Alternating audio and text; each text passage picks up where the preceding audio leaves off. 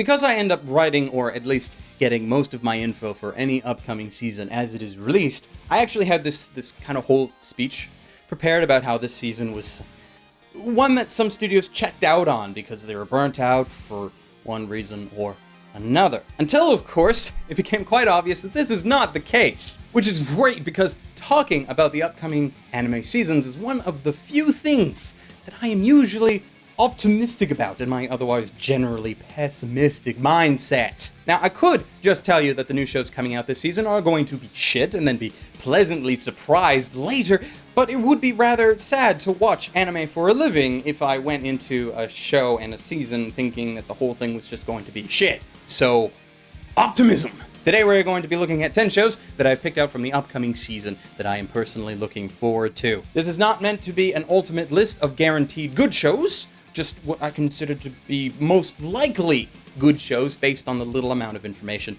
that I have pre-season. With luck, something not on this list will surprise us all, and that prospect is something that I actually quite look forward to. Also, no second seasons for any show that I have not watched or taken an interest in. So I'm sorry if that's something that you wanted me to talk about, but I'm not going to be doing that today.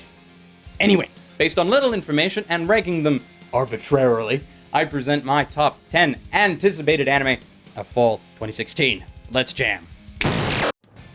First up is a series called Classicaloid. I hope I pronounced that right. Probably didn't. But anyway, this is Sunrise's entry for the season, and it's a comedy about two high school students meeting either magically resurrected versions of classical composers like Beethoven and Mozart, or people who honestly believe themselves to be said classical composers. It's kind of hard to tell which at this point. I put this on my list mostly because of its connection to the comedy series Gintama. It's being directed by the same man who's been directing Gintama since episode 100, and considering Gintama's current length, that's impressive. Also, several of the voice actors from Gintama are here as well, so there's even more of a connection there. Besides that, the series composition for the show is being done by Ichiro Sakaki, who was the original creator for both Outbreak Company and Scrapped Princess, shows which I enjoyed greatly, even if their audiences were rather niche. So with any luck, it'll turn out just as well. If not, well, then there are plenty of episodes of Gintama that I have to get through. Classicaloid has been licensed at this time before it even aired by Sentai Filmworks. Next on the list is Fune wo Amu, translated as The Great Passage. Thus far, it's not a series that's looking to be necessarily exciting, but that in and of itself might be merit enough. The main reason I've added it to the list was because the character designer for the series also just so happens to be the original creator to another drama series from earlier this year that I quite enjoyed, Rakugo Shinju. Now, this show looks to be a drama series centered on the publication of a dictionary titled The Great Passage. Name drop! Now, I'm not one to judge a series based on so little, but I can see why others would find this unappealing based on just that. A show about a dictionary? Come on, man, who even uses dictionaries anymore? That's what Google searches for. But the past has shown me that subjects like this can still turn out to be really interesting. Hyoka is one such example, though it has many other facets to it, which, with luck, this show will also have, just maybe not the same facets. But my hope is that the series will be more than just what's in the brief synopsis that I found. Number 8 on the list is a series called Yuri on Ice, a show that apparently is not at all what I thought it was going to be. See, when I read the title, Yuri on Ice, and that came out, I'm sure I was not the only one who thought it was talking about Yuri, as in the genre, and ice was somehow involved. Or maybe the series would be about Yuri Gagarin and how he was cryogenically frozen and put on ice until a future time when they needed said famous Russian cosmonaut to save the universe. Or something. I would watch the hell out of that, actually. Turns out, though, instead it's about two figure skating guys. Not girls at all, but they are apparently Russian, and their names just happen to both be Yuri. Not sure if the confusion over the name was intentional or not, but there you have it. The series is mostly the brainchild of one Sayo Yamamoto, the director of both Fujiko Mine, the Lupin spin-off, and the series Michiko and Hatchin, which means that at the very least, even if the stories are less than stellar, it will be a spectacle to watch, which really should be expected. If you are animating figure skaters, it should be at least as beautiful as real-life skaters, or as close as you can get. I'm optimistic about it, but we'll see how that changes after the first few episodes. Number 7 on the list is Flip Flappers. Insert joke about women in the 1920s here to show how cultured I am. This is an entry from Studio 3HZ. You might remember them as the studio that animated Dimension W a while back, which aired on Toonami and everything. Not that I watched it because we don't get Toonami here in Canada. Curse you, Adult Swim! Anyway, Flip Flappers is a series apparently about two girls having an adventure in an alternate dimension. And I placed it on the list because I expect it to look freaking amazing. I just can't guarantee anything beyond that. The series has a first-time director, though his past credits include being the animation corrector for Den-O Coil and Space Dandy, as well as a keyframe animator for both the Full Metal Alchemist films, as well as some Gurren Lagann. On top of all that, the chief animation director was one of the keyframe animators for last year's Death Parade. So with all that in mind, you know what I'm expecting? Sakuga. Lots and lots of beautiful, amazing Sakuga. As long as we get that, I'll be happy. Well, with luck, there'll be an interesting story too. Flip Flappers has been licensed pre-airing by Sentai Filmworks. Again with them. Wow. Moving on. Now, every season, I end up adding and eventually following a show that has a particular kind of upbeat and somewhat relaxing feel to it. Last season, it was New Game. This season, Long Riders. Like back in high school, I got enamored with a bicycle series called Overdrive. A show that no one has watched, but I like to bring it up from time to time, because while I never got into shows like Yomushi Pedal from a couple of seasons back, I've still been interested in the bicycle sport ever since, I watched Overdrive back in the day. Hopefully, this helps with that. It's being directed by Tatsuya Yoshihara, who I know from directing Monster Musume. Not that that's potentially a positive point, but they also have Yatterman Knight on their resume, which, from what I gather, is a very good thing. The composition for the show was done by Natsuko Takahashi, who is responsible for My Love Story, and the whole thing is being produced by Studio Actas? I think so. I think Actas is how you pronounce it. It's the same studio behind Girls und Panzer, which should be a good thing. Like, I love Girls und Panzer, even if it did have some production issues. But hey, those issues turned into great plot lines for Shirobako, so I can't complain.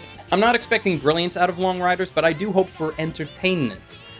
So let's hope for that. Next, for number 5, we have Sangatsu no Lion, or translated as March Comes In Like a Lion. And this is Shaft's entry for this season, taking a break from their regular Monogatari production Crazy Train. This time, we get a story about a professional shogi player living alone off of his earnings and not doing very well socially. He becomes acquainted with a nearby family of 3 sisters, and they help him get out of both of his social slump as well as a professional one. The main director for the series is Kenjiro Okida, who hasn't taken on a full series on his own yet, having only directed some episodes for the original Gatchaman Crowds, as well as Captain Earth, though to balance that, Akiyuki Shimbo is attached as a director as well, because of course he is. Shaft can't produce a series without him, after all, though it's because of Shimbo that Shaft shows have a habit of somehow becoming notable every time one of them airs. So mostly, I'm just waiting to see what about this seemingly innocent storyline makes the internet explode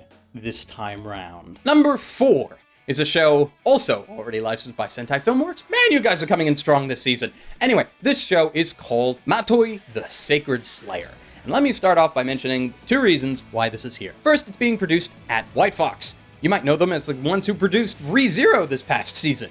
The second reason is that the director, Masayuki Sakoi, who some will know from Strawberry Panic and Princess Resurrection, but who I know from a show called Kamen no Maid Guy, a wonderfully absurd series about an almost super soldier-like man in a maid outfit. Now, I don't expect that to factor into the actual story for Matoi at all, as it looks to be a magical girl series about said magical girls performing exorcisms on ghosts. But if it is anywhere near as entertaining as Maid Guy, then we are in for a treat. Plus, White Fox hasn't let me down yet. ReZero was definitely an enjoyable series, as was Yomengun, which shares the same series composer, not music composer, like series composer, as Matoi. And of course, White Fox also produced Steins Gate. Speaking of Steins Gate, number 3 is Occultic 9. Notice the semicolon in the name and the fact that it was written by Chiyomaru Shikura, the original creator for Steins Gate. The main difference is that it's not based on any sort of visual novel. Instead, it's being based off of a light novel. Though apparently a game adaptation was announced back in early 2005, we just haven't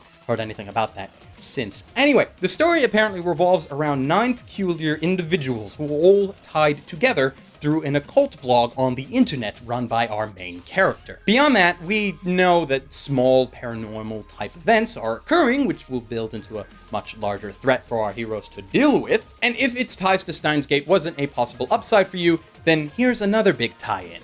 Your Lie in April. Occultic 9 and Your Lie both share a director and a musical composer, which has me confident that the series should be of a particular quality. Keyword being should, though, as we don't actually know and won't know until it comes out. Hopefully, though, I am not wrong.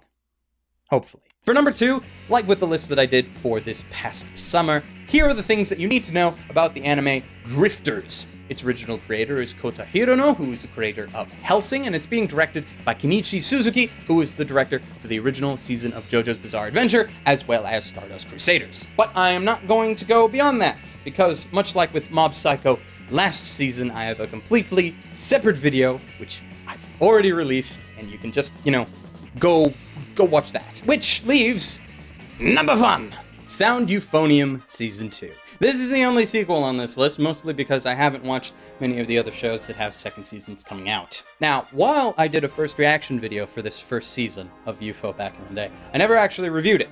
Had I done so, my most major complaint would be how it ended. Mostly because the band of students that we followed spent the entire season preparing and practicing for this national competition. A competition we never got to see because, the show didn't make it that far.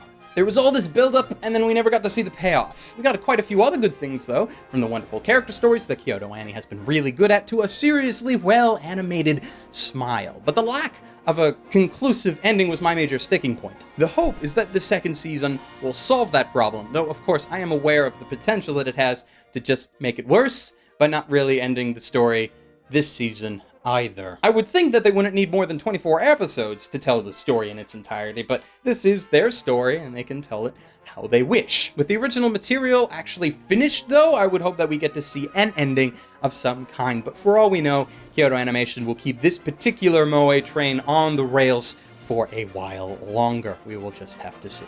And that is the list. You can disagree with my picks if you want, but ultimately, these are my most anticipated shows, not anyone else's. So what are you guys excited for? Let me know down in the comments if you feel like it. As I mentioned before, I have put out a solo video on Drifters, which you should go and watch. And chances are most of the shows on this list will be subject to a first reaction sometime following the start of the season. I promise nothing. I'm looking forward to all of that, and hopefully you guys are too. And until then, ladies, gentlemen, and others, stay frosty.